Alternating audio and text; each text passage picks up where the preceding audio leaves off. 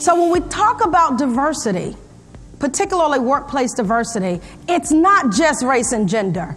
It's all the ways that we're different, but all the ways that we're also similar. It includes our values, our preferences, our backgrounds, our experiences, our orientations, our beliefs.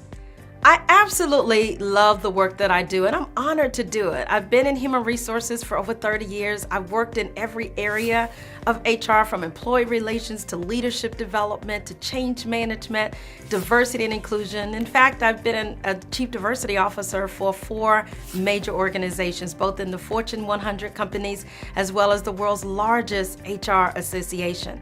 We're living in a VUCA world.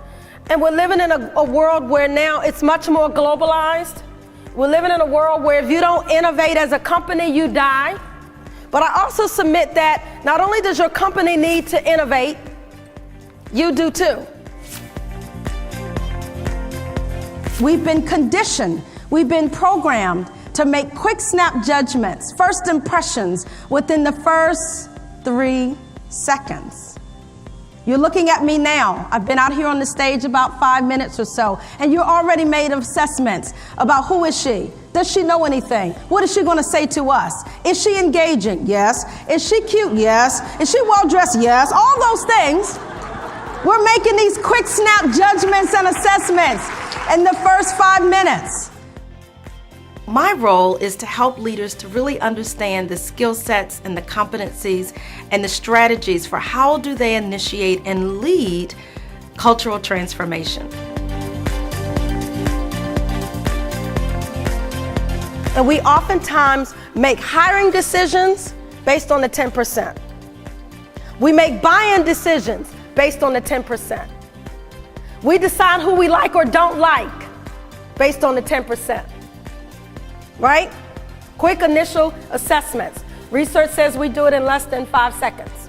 I understand the challenges that leaders are facing, and I understand it both from a practitioner standpoint, but also having led a number of large initiatives and led a number of large teams. I know the challenges that we're facing. We also make these assessments when we got to make decisions in the workplace. Who do we hire? Who don't we hire? Who do we like? Who do we invite out? Who gets the choice assignments? Who do we promote? Who do we give better ratings to? Who do we go out and go for drinks after work with? Who do we sit down at lunch with or invite out to dinner? Who do we go play golf with? I want you to think about who are your go-to people inside of your organizations. More than likely, you're hanging around and giving better ratings and hiring more people who are just like you.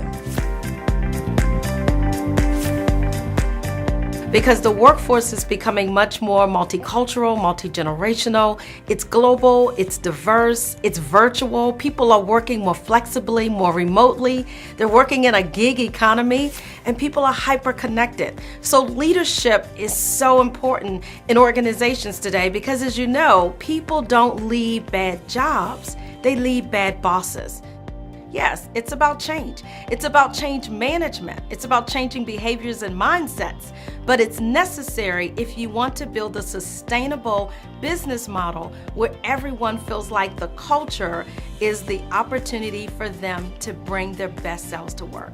My role and my goal is to work with companies, work with their leaders and their executives from all levels across the organization, and having worked in 30 countries, understanding what are some of those unique challenges that we face, but also having had that hands-on experience to help them understand what are the key competencies and strategies and best practices that will help make them successful, but also to build the kind of workplace culture where all of us can come and thrive and succeed.